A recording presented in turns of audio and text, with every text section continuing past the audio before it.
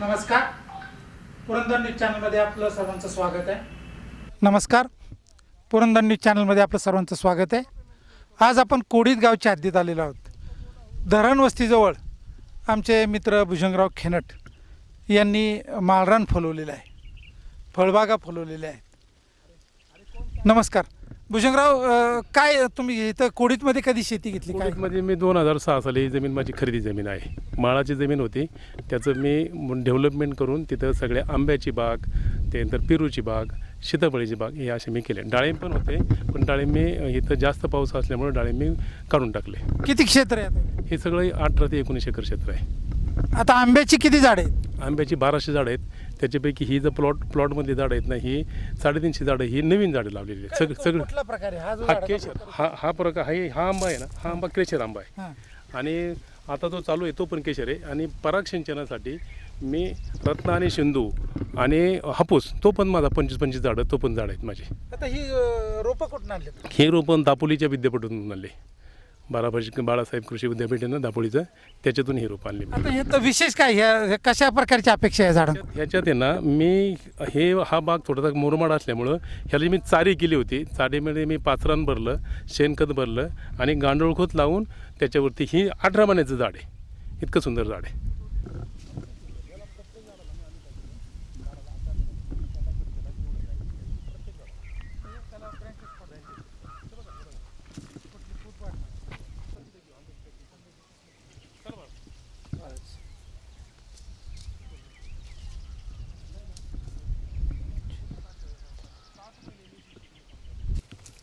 काय तुमचं नाव? राहुल भुजंगराव खेनट. राहुलजी, आता हे झाडं किती वर्षाचं आहे आणि कशी जोपासना करायचं, काय त्याची काळजी घेतात तुम्ही? हे साधारणपणे 1.5 वर्षाचं झाड आहे. आणि ह्याची जोपासना अशी केलेली आहे की ह्याला एकतर मल्चिंग केलं आहे. उन्हात आता गेले 2-3 महिने झालं खूप जास्त ऊन होतं आणि अति उन्हामुळं झाडाच्या मुळ्यांना झटका बसतो. त्यामुळं जैविक मल्चिंग केलेलं आहे. 2 साईडने डीप लाईन सोडलेली झाडाच्या दोन्ही साईडने. त्याच्यानंतर झाडाचं आम्ही जे कटिंग करतो ते मेन खोड आल्यानंतर 3 ब्रँच, 2 ब्रँच, नंतर 4 ब्रँच, परत 3 ब्रँच असं डिवाईड करतो, जेणेकरून प्रत्येक फांदीच्या प्रत्येक काडीला अन्नरस बरोबर पोचला जाईल. म्हणजे कसं कटिंग केलं तुम्ही? म्हणजे कटरनी कटिंग करतो आपण नॉर्मल नाही. मेन जी फांदी आहे ती हां, मेन फांदी नाही, आपल्याला जशा ब्रँचेस डेव्हलप करायच्यात जसा अन्नरस प्रत्येक फांदीला एकसारखा पोचला पाहिजे. आता खूप वेळेस असं होतं की एका झाडाला आहे ना 6-7 आंबे लागलेत, पण 2-3 आंब्यांची साईज चांगली आहे आणि 2-3 आंब्यांची साईज कमी आहे, तर ते अन्नरस बरोबर पोचला जात नाही. त्यामुळं फळाची साईज कमी जास्त होती. त्यामुळं प्रत्येक फळाची साईज चांगली झाली पाहिजे यासाठी आपण ब्रँचेस डेव्हलप करतो तशा. मग आता फळं समजा 25 लागली, 50 लागली, 100 लागली, मग साईज कशी मेंटेन? अन्नरस प्रत्येक फळाला व्यवस्थित जर भेटला तर त्याची साईज चांगली तयार होते. ओके, धन्यवाद.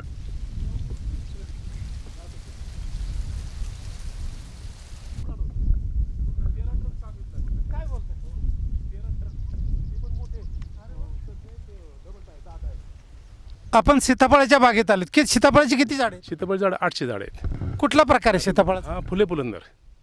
फुले पुलंदर. मग ते ह्याची जोपासना कशी करतात? जोपासना ह्याला सगळं आम्ही ड्रीपनी केलेलं आहे. ह्याला शेणखत आणि गांडूळ खत आणि जीवामृत ह्याची जोपासना केलेली. आणि या सगळ्याला आहे ना आम्ही आळं नाही तयार केलेलं, ह्याला माती लावून ह्याला ह्या अशा पद्धतीने केलं आहे.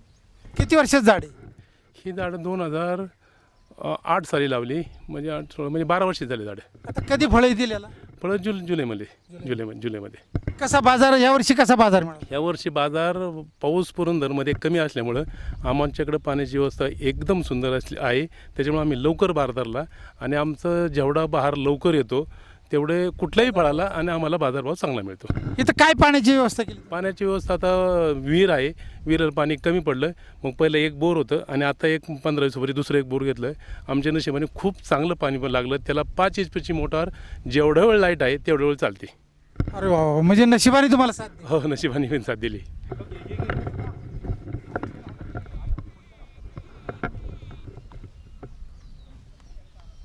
नारळ पाण्याची फवारणी आम्हाला कोणीही करत नाही, पण त्या टेक्निकमध्ये कसं बसतंय याचा सगळं शोध लावून आम्ही दिलेलं आहे. आणि त्याचं एक हे ना आम्हाला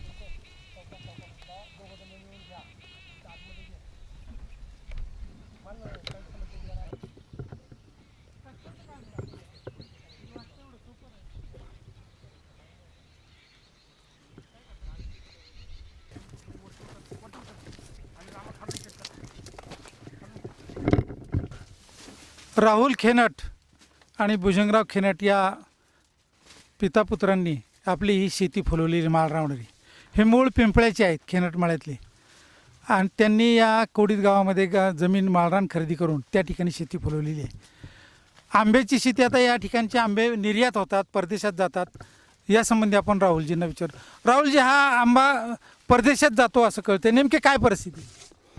आम्ही आंबा हार्वेस्टिंग केल्यानंतर 200 ग्रॅमचा वरचा पूर्ण फिनिशिंग असलेला आंबा, बेगर डागी, तो आंबा आम्ही इथं सॉर्टिंग करतो. हे असं सॉर्टिंग केल्यानंतर त्याचं वजन करतो आणि वजन करून तो कॅरेटमध्ये भरतो. त्याच्यानंतर वाशीला, मुंबईला वाशी इथं एक्सपोर्टरला देतो, ते लोक निर्यात करतात. मागच्या वर्षी आमचा आंबा लंडनला गेला आणि UK ला गेला.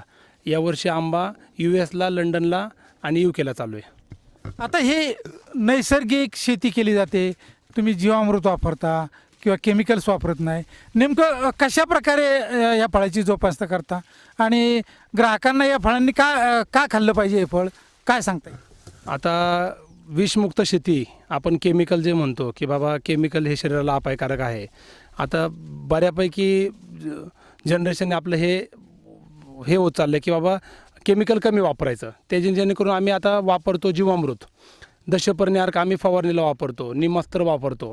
हे सगळं कीटकनाशक आहे. जीवामृतमध्ये पण आम्ही 4-5 प्रकारचे जीवामृत बनवतो, स्लरी बनवतो. तर ते गांडूळ खत आम्ही घरचंच तयार करतो. नैसर्गिक शेतीकडे सध्या जगाचा कल आहे. केमिकल्स न वापरता फळं खाल्ली पाहिजेत, भाज्या खाल्ल्या पाहिजेत. या फळांसाठी तुम्ही कशा प्रकारचा प्रयत्न केला आहे की ज्या ग्राहकांनी या फळांची मागणी केली? आम्ही खतामध्ये युरिया, सुफला वापरायच्या ऐवजी आम्ही आमचं घरी बनवलेलं गांडूळ खत वापरतो. आणि त्याच्यामध्ये आपल्याला NPKसाठी आम्ही जीवाणू वापरतो. आणि आम्ही जीवामृत आमचं घरचंच तयार करतो. देशी गाईचं शेण, देशी गाईचं गोमूत्र, बिगर केमिकलचा गूळ, बेसन पीठ, आणि याच्यामध्ये विटॅमिन्स, प्रोटीनसाठी आम्ही कोरफड टाकतो, त्याच्यामध्ये शेवग्याचा पाला टाकतो. आणि असं जीवामृत आम्ही तयार करतो. हे जीवामृत तयार केल्यानंतर 7 दिवस ते हे सगळं 200 लिटरच्या बॅलरमध्ये 7 दिवसापर्यंत ठेवायचं. आणि 7 दिवसानंतर ते तयार होतं. त्यावेळेस आपण ड्रीपमधून झाडांना सोडतो. आम्ही जीवामृतची फवारणी पण घेतो. साधारणपणे जीवामृतची फवारणी घेण्यासाठी कडक उन्हाची फवारणी नाही करता येत. त्याच्यामध्ये जीवाणू असतात. त्या जीवाणूंना कडक ऊन लागलं की ते जीवाणू मरू शकतात. त्यामुळं आपण संध्याकाळी 6 नंतर त्याची फवारणी घेतो. आम्ही साधारणपणे 12-1 वाजेपर्यंत फवारणी करत असतो संध्याकाळची. ते ॲक्टिव्हली काम करतात. त्याच्यानंतर आम्ही जैविक खतं वापरतो, ज्याने ॲझोटोबॅक्टर आहे, त्याच्यानंतर PSB आहे, PSB म्हणजे फॉस्फरस देणारा जीवाणू, त्याच्यानंतर KMB आहे म्हणजे पोटॅश देणारा जीवाणू, त्याच्यानंतर ZSB आहे, झिंक देणारा, मायक्रोन्युट्रियंटचे पण जीवाणू येतात. अशा प्रकारे आम्ही वापरतो. भुजंगराव, ही फळाची साईज मोठी किती आहे आता सध्या तुमच्याकडे? काय फळाची साईज आहे? रेग्युलर साईज आमची 350 ते 400 ग्रॅमच्या वरचं फळ आहे. पण जर जम्मूमध्ये तर चांगलं जर केलं ना तर 843 ग्रॅमचं आमचं एक फळ मिळालं होतं आम्हाला. साधारणपणे एका झाडाला यावर्षी कशा प्रकारे फळाचं उत्पादन? एका झाडाला झाडाच्या साईजवरती आहे. झाडाचा आकारमान जर मिडियम असेल तर त्याला 5 कॅरेटपर्यंत माल निघतो. आणि चांगल्यात चांगलं झाड असेल तर 8 ते 9 कॅरेट माल निघतो. आणि रोपडं झाड असेल बारीक, कधी कधी थोडंसं झाडाची साईज कमी असेल तर त्याला 1 कॅरेट तरी माल मिळतो. आता 1 कॅरेटमध्ये किती साधारण वजन बसतं? 1 कॅरेटमध्ये आंबा कडक असल्यामुळं 22 किलो ते 23 किलोपर्यंत 1 कॅरेट बसतं. आता हा माल मुंबईला तुम्ही कसा पाठवता?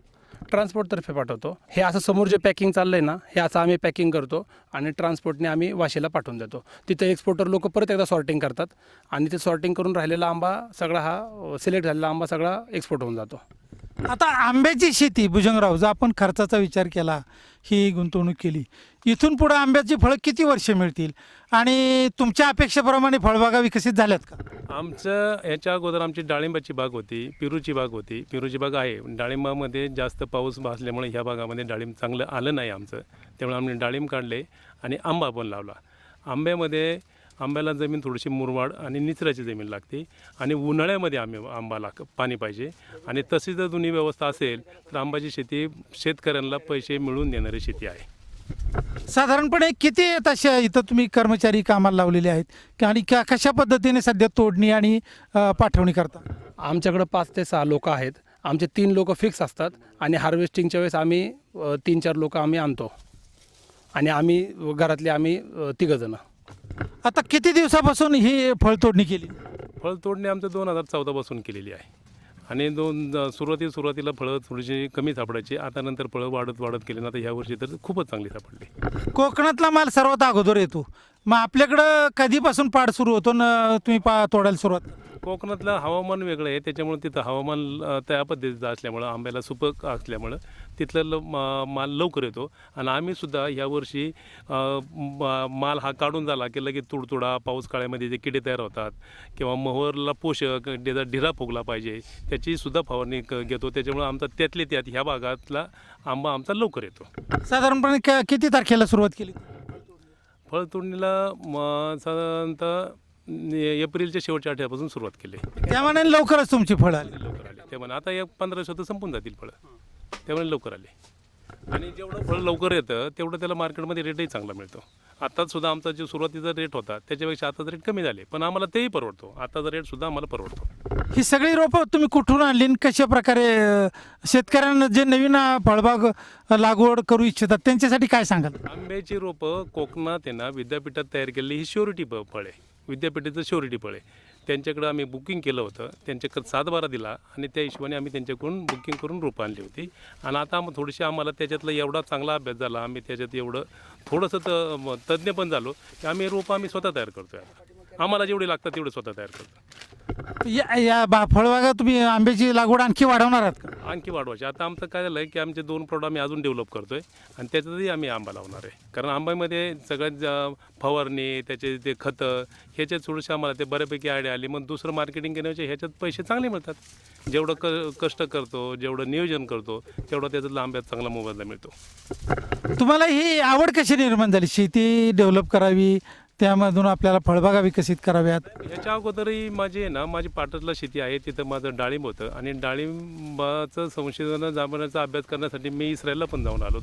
3 वेळेला इस्रायलला जाऊन आलो आणि त्याच्यात मला सुचलं की आपण नेमकं काय करावं. पण इथं कुडीचं वातावरण आणि पाटाचं वातावरण वेगळं आहे. इथं सुद्धा मी डाळिंब लावले, पण इथं जास्त पाऊस काळ असल्यामुळं ते डाळिंब पिकं चांगलं येत नव्हतं आणि ते आलं तर त्याला फवारणी जास्त, पाऊस असतात फवारणी बसत नव्हती. मग आम्ही आंब्याकडे तंत्रज्ञान वळालो. नवीन तरुण शेतकरी या फळबागाकडे आकृष्ट होत आहेत, त्यांनी काय काळजी घेतली पाहिजे? नवीन तरुण नोकरी करण्यापेक्षा शेतीवर प्रवृत्त व्हावं. शेती चांगल्या प्रकारे केली, नवीन टेक्नॉलॉजीप्रमाणे केली तर शेतीमध्ये नोकरीपेक्षाही चांगलं आहे. माझा मुलगाही त्याचं शिक्षण एवढं चांगलं झालं आहे, पण तरी त्याचं MBA झालं आहे कशात MBA? फायनान्समध्ये. फायनान्समध्ये. हां. मग आता शेतीत का उतरला? शेती वडिलांचं मार्गदर्शन आहे, ते वडिलांची मदत आहे आणि शेतीमध्ये दुसरीकडे कुठेतरी नोकरी करून दुसऱ्याच्याकडे पैसे कमवण्यापेक्षा आपण स्वतःचा धंदा करू शकतो. शेती म्हणजे एक प्रकारचा धंदाच आहे आणि शेतीमध्ये मी MBA पेक्षा जास्त पैसे शेतीमध्ये कमवू शकतो असा मला कॉन्फिडन्स आहे आणि गेले 2 वर्ष मी ते करून दाखवलं आहे. त्या ज्ञानाचा प्रत्यक्ष आपल्याला उपयोग होतोच ना, शिक्षणाचा उपयोग होतोच ना. मला आता बरेचसे वेगवेगळे किडे येतात, वेगवेगळी बुरशी येते, त्यांचा अभ्यास करण्यासाठी आपल्याला वेगवेगळ्या प्रकारचे रिसर्च रिपोर्ट वाचायला लागतात. आपल्याला शिक्षणाचा फायदा होतोच ना. भुजंगराव, तुमचा मूळ व्यवसाय काय आणि तुम्ही याकडं किती वर्षापासून शेतीकडं तुमचा कल वाढला? माझा मूळ व्यवसाय तसं माझं शिक्षण कमी झाल्यामुळं मला नोकरी चांगली लागली आणि नोकरी चांगली लागल्यामुळे मला शेतीकडे जास्त माझं कल होता. मी एका प्रायव्हेट कंपनीमध्ये 12 वर्षे नोकरी केली. त्या काळात माझा वीटभट्टीचा चांगला व्यवसाय होता, खूपच चांगला व्यवसाय होता आणि तसे पैसे मी त्यात कमवले आणि ते कमवलेले पैसे मी शेतीमध्ये शेती गुंतवणूक केली, शेती खरेदी करणे, डेव्हलप करणे आणि त्याचे पैसे मिळाल्यानंतर प्रत्येक मनुष्य कष्ट केल्यानंतर त्याचा मोबदला जर चांगला मिळाला तर तो अजून कष्ट करतो, अजून नियोजन करतो. आज आम्ही तेच करतो. आता पुढचं काय तुमचं स्वप्न आहे? याच्यानंतर काय करावं असं वाटतं? त्याच्यानंतर काय होतं, मुलांना एवढं चांगलं सेटअप तयार करून दिलं, त्यांनी हे चांगलं सांभाळावं, चांगलं वाढवावं. अजून त्यांच्या नवीन मार्गदर्शन कोण जवळचे मित्र, जवळचे नातेवाईक त्यांनी चांगलं सहकार्य करावं, मार्गदर्शन करावं, अशा टाईपचं माझं उद्दिष्ट आहे. पुरंदर तालुक्यातील या खेनटमळ्यातील एका शेतकरी सुपुत्रानं आपल्या ज्ञानाचा, अनुभवाचा या ठिकाणी शेतीमध्ये वापर केला. प्रचंड कष्ट, मेहनत केली आणि हे माळरान फुलवलेलं आहे. शेतीमध्ये अनेक प्रयोग करून आता आंब्याची शेती मात्र आपली फळं परदेशापर्यंत निर्यात करण्यात यशस्वी झालेली आहेत. विशेषतः त्यांनी तरुण पिढीला, आपल्या मुलाला देखील या व्यवसायात आकृष्ट करण्यामध्ये, उच्च शिक्षण घेऊनही शेतीमध्ये रमण्यात त्यांना यश आलेलं आहे आणि राहुलने सांगितलं तरुण पिढीने नोकरी करण्यापेक्षाही आता आपल्या शेतात जर राबलं तर निश्चितपणे नोकरीपेक्षा जास्त उत्पन्न आपल्याला मिळू शकतं. अशा प्रकारचे एक आदर्श प्रयोगशील आणि समाजाला दिशा देणारी शेती या ठिकाणी भुजंगराव आणि त्यांचे चिरंजीव राहुल यांनी विकसित केलेली आहे. हाच आदर्श या पुरंदरच्या शेतकऱ्याचा आदर्श इतर शेतकऱ्यांना घेऊन शेतीमध्ये कष्ट करून आपलं शेती फुलवावी, शेतीमधून उत्पन्न कमावं आणि मुलांना उच्च शिक्षण घेऊन जसे भुजंगराव इस्रायलला गेले तसे जागतिक शेतीचं परीक्षण करून तुलनात्मक अभ्यास करून आपणही निर्यातदार शेतकरी व्हावं अशा प्रकारची अपेक्षा आपल्याला व्यक्त करायला काहीच हरकत नाही. तर राहुलजी, बिगर केमिकल म्हणजे कशा प्रकारे ही शेती विकसित करतात, काय वापरतात? आता आम्ही जीवामृत स्लरी हे तर आम्ही रेग्युलरच वापरतो. म्हणजे माझ्याकडे दर 15 दिवसांनी मी झाडांना जीवामृत स्लरी सोडतो. ह्याच्या व्यतिरिक्त आम्ही फळाला फिनिशिंग आणि साईज चांगली व्हावी यासाठी आम्ही देशी गाईच्या दुधापासून बनवलेलं दही आणि नारळ पाण्याची फवारणी घेतो. त्याचे रिझल्ट खूप चांगले आहेत. नारळ पाणी म्हणजे नारळाचं पाणी जे आपलं नारळाचं पाणी आपण पितो त्याच्यामध्ये हार्मोन्स म्हणजे हे जास्त मोठ्या प्रमाणात असतात.